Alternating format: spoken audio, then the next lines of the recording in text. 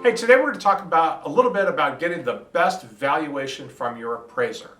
So appraisals tend to be very important, to say the least, and I want to just make sure that you don't take them for granted. You know, sometimes we think, well, the photos were done, it was in pristine condition, and the open house was done, it was in pristine condition. Now I've sold my house, I've got it in escrow, I don't care anymore, I don't have to worry about it. Well, I think you do. You have to worry about it from the appraiser's perspective as well. So that first impression, first sight, make sure that when they drive up, they see a well-kept, well-maintained house. They will knock a, you'd be surprised how much value they can knock off just by walking up to a messy yard. Small subliminals, right? So you don't have to necessarily remodel your entire kitchen. You could just replace the faucet. You know, a current modern type faucet will go a long way to show, yes, they have done some things as improvements. And then if you have a mess, you know, you might think, I don't need to, or I don't care about dishes in the sink, it's just an appraiser.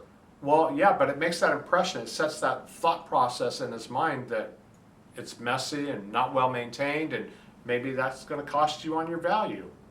And then out with the old, in with the new, right? So the best example are these old TVs, right? If you have an old TV, maybe it's better to just kind of take that out. Or if you have things like that that aren't necessarily like period pieces, but they're like your furniture, you just want to make it feel fresh and current, right? And then carpet and rugs are always tough. And if you have carpet and then you have rugs on top of carpet, everyone who walks through wants to know what's under that rug, right? Is there a stain? Is there a hole? What's going on under that rug? So a lot of times you're better off taking the rugs out. And then excess furniture, just for any reason, you know, it makes the place seem smaller, it makes it seem cluttered. So again, you're trying to get a top valuation, you want it to appear spacious and nice, and you want him to be thinking about how cool it is. And then everything in your home should work. You know, if it doesn't work, you should replace it, you should fix it, or you should get rid of it. And I got to tell you, a lot of people underestimate the value of just getting rid of it. You know, you don't necessarily have to repair everything. If you don't want to repair that screen door, get rid of it, for example.